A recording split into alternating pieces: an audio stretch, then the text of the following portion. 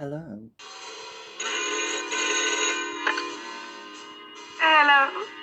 Today I am in my wintry tree vest. I've just got back from working in school and I was a teaching assistant in a German class.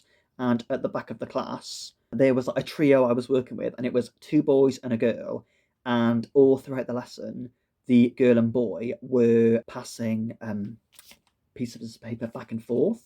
So I waited like a spy till the end of the lesson and then snatched it.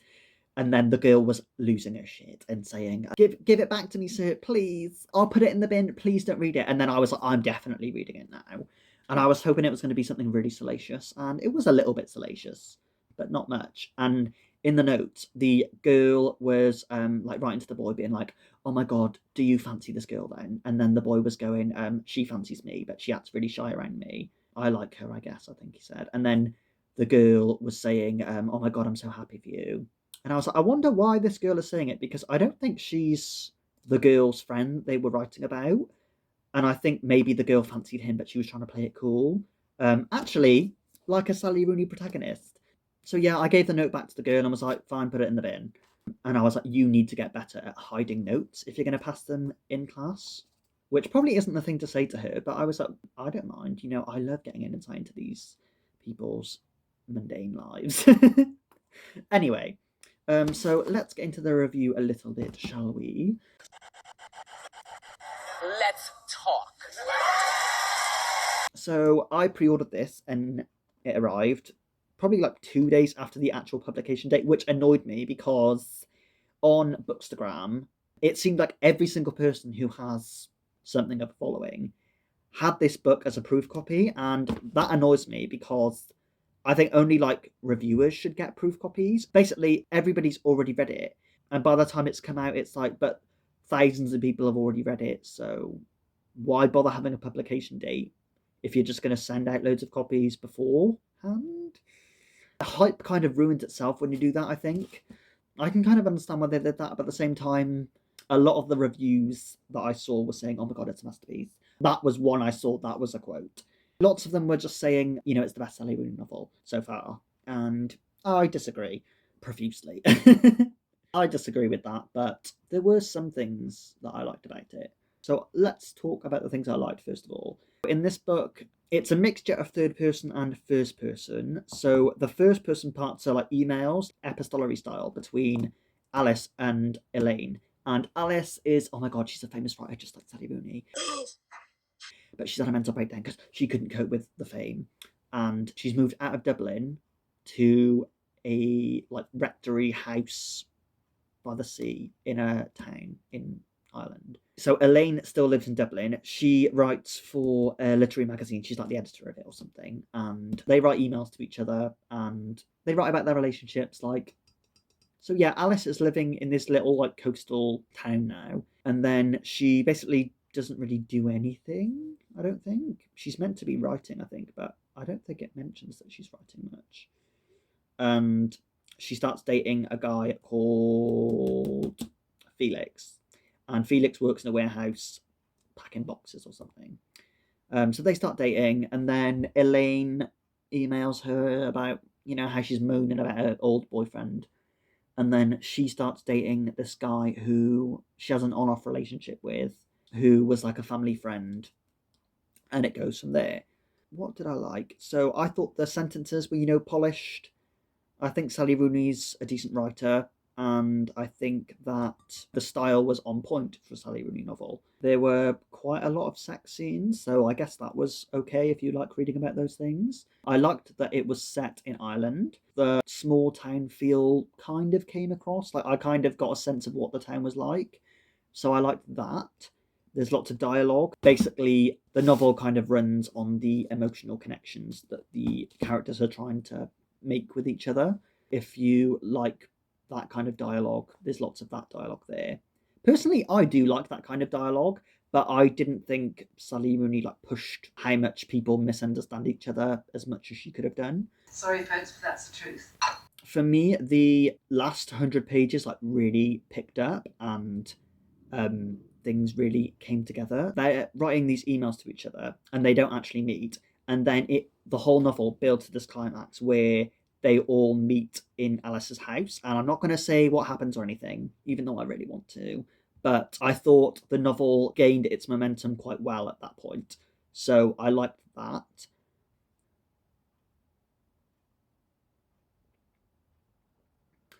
I have a cup of tea in my Shere Khan mug because I'm feeling catty today. Yeah, those were some of the good things I liked. And now let's talk about some of the bad things. First of all, pet peeve of mine, I don't like when they have the author's name bigger than the actual title of the book. That just annoys me. It just looks egotistical to me. I kind of can understand it a little bit with this novel because it is a fairly big title. So I can kind of excuse that a little bit, but not really. What else don't I like? Oh, the end papers. When they put end papers in, I like that, but these are the most banal end papers I've ever seen.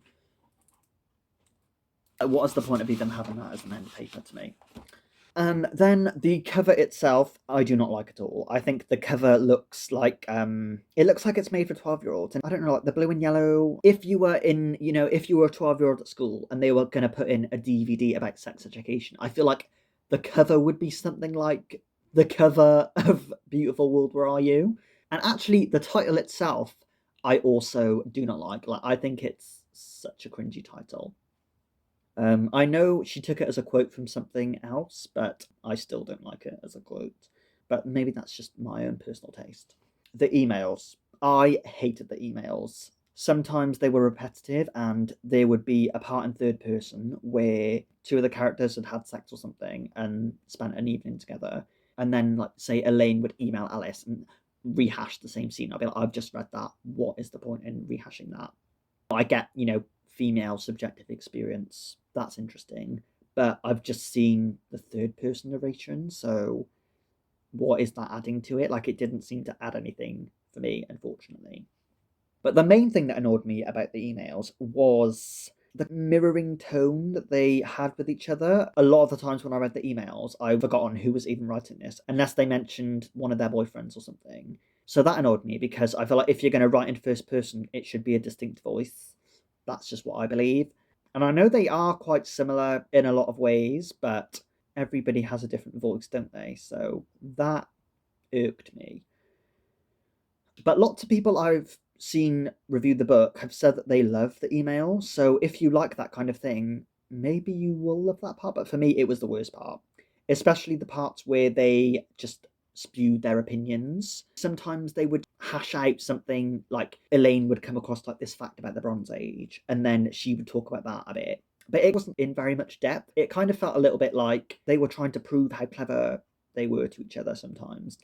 When you're doing your GCSEs and you have to cram all this information and then just regurgitate it in the exam. It felt like that's what the characters were doing. And there were other parts where they would email each other and just drone on. I'm so bored I could die. They would drone on about social issues sometimes.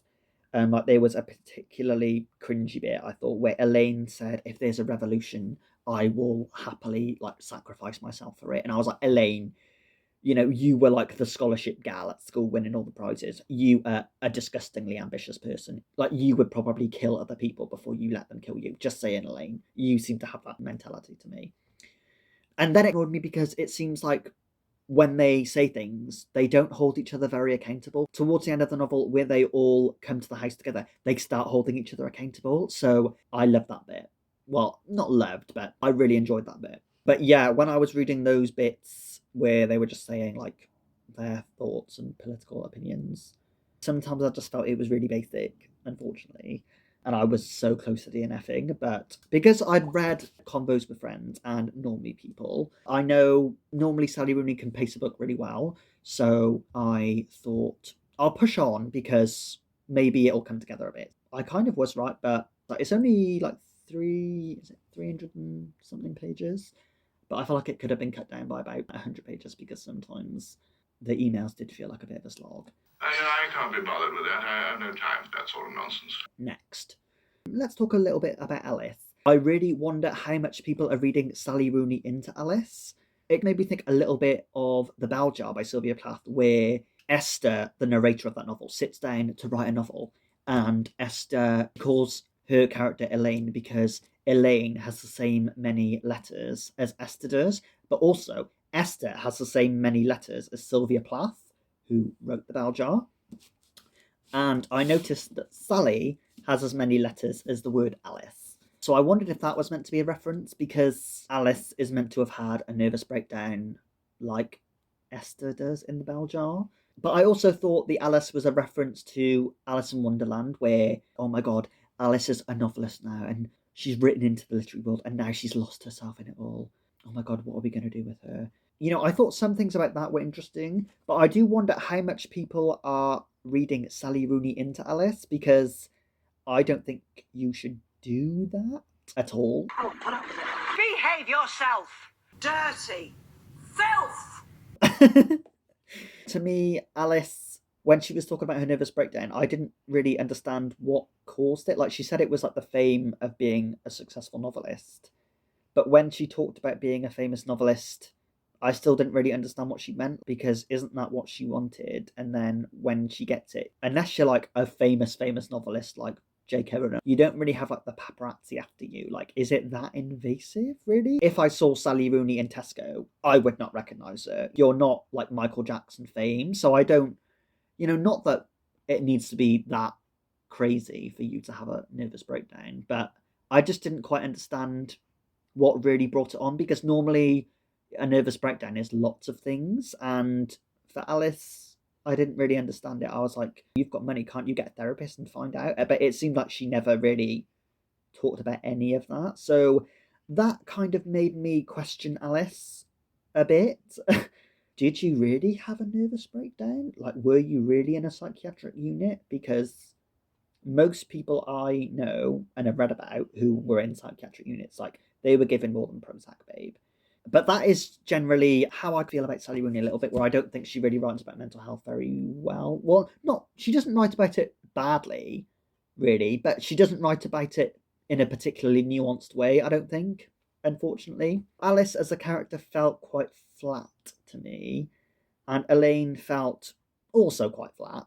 My favourite characters were probably the two men, and even them I didn't like that much.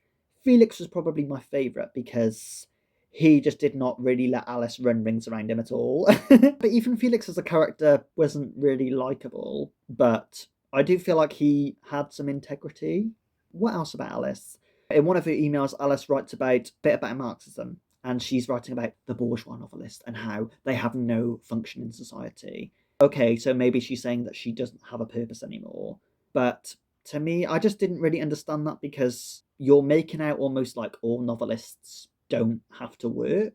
Most authors have to do several other jobs alongside writing books. But it seemed like Alice had no understanding of that at all. It was like, if you're a novelist, you just live off your money from books, and it's great. Lies!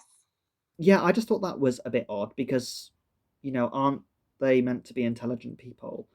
It seemed like they had very narrow views of the world. When I read the emails, I was like, if a friend sent me an email, like any of these emails, where they weren't really asking me anything about myself, they were just spewing their opinions on the world, I would just probably block them. Yeah. And I almost thought it would have been a little bit more romantic if they'd written letters, like actual physical letters to each other, because they're both like literary people, aren't they? I imagine they would both wet themselves if they were doing that to each other. So I would have found the letters more interesting, but what do I know? What else didn't I like? The sex scenes. Personally, I love reading sex scenes, but the sex scenes were really cringy in this novel. This is serious. I almost gagged. I think some of them were meant to be awkward, but a lot of the time, the participants in those scenes weren't awkward at all. It was just like reading them felt really awkward. I didn't feel like a voyeur. I kind of felt like I was like their mother, and I wanted to just slam the door and say, oh my god, I am going out. Oh, I had almost gagged just then.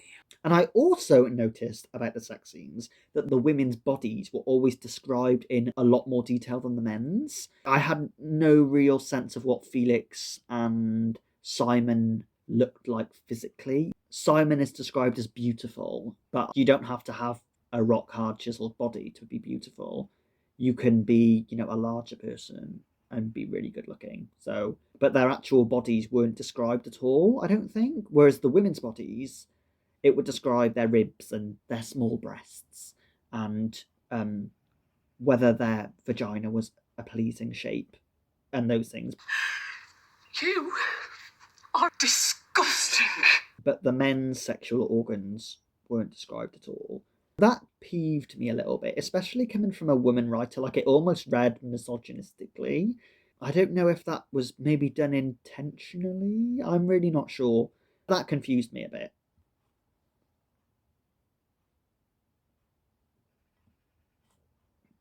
Another thing that annoyed me was the very end of the novel. I thought the very end of the novel was like disgustingly contemporary. Disgusting!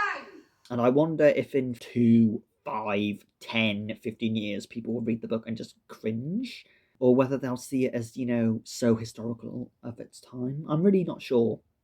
For me, I read it as really raw and not in a good way. Ooh, that reminds me, actually. I also wanted the ending to end up with all the characters getting nasty STDs, because safe sex kind of doesn't function at all in this novel, which I thought was a little bit strange. But maybe that's just what straight people do. Ooh, that reminds me of another thing. Felix and Alice are meant to be bisexual, but you never really get to see that. They kind of just claim it. I think you see a couple of texts from Felix, but if he hadn't said he slept with guys, would I really know it? And I wondered why, as a novelist, why you would bother making characters bisexual if you're not even going to bring that in. Like, you've got all these sex scenes going on. Why not throw in a bisexual sex scene? That would be great. That kind of disappointed me, because technically it's like an LGBT novel then, isn't it? The characters, they claim it, but they don't really do it. So I think that opens up a discussion. Does an LGBT character, even when they've accepted their sexuality and things, do they have to actually kind of prove it to a reader or not? Because, an actual human being doesn't have to prove it, do they? But the character, I feel like, should a character have to prove it? I don't know. I guess they shouldn't, but then as a novelist, I'm like, why would I even bother making the character bisexual if they're not going to do that? Because in terms of heteronormativity, all the sex was there. Yeah. I also noticed that there was quite a lot of descriptions about light, which I thought was nice to start with, but by like page 150, it started getting on my nerves. And I wondered if the light was meant to be symbolic of heteronormativity. Let me know what you thought. Yeah, I thought Sally Rooney was playing some like coy games in terms of the figure of the novelist. Some of that I thought was fun. Some of it I thought felt very sly. Kind of like in her author photo, where she's quite far back and looking quite vacant. Would I recommend this book? If you have enjoyed Sally Rooney's previous novels and you're like a Sally Rooney fangirl, you probably will love this book. But if you don't really like Sally Rooney stuff, or you don't like millennial fiction, or you don't like annoying characters, you will probably hate it. I'm sorry. If I have an opinion, I'm entitled to it. So I would not recommend it if you fall into the latter category. Am I glad I read it? Yeah, I am glad I read it, because now I can just push it away from me. I'm not going to be two-faced. I can't do it. I'm delighted. And I'm glad to see the back of those rotten pigs. Now I can just push it away from me and go back to reading The Buddha of Suburbia by Hanif Kureishi, which I'm already loving so much more than this book. But it is easy enough to read, which I think is good. I probably will actually still keep an eye out for Sally Rooney's next book, because I wonder where she's going to go next as a writer, because she's done the whole novelist figure a little bit like herself. So I wonder if that will have, freed her artistically to write about maybe something a bit more imaginative. Let me know if you liked this book or if you didn't like it. My channel's a safe space. What is my next video going to be? It's probably going to be Clara and the Sun by Ishiguro. You are going to gag! Stay tuned for that. Alright, bye. Wendy, come on, Wendy! Hate me, say what you want about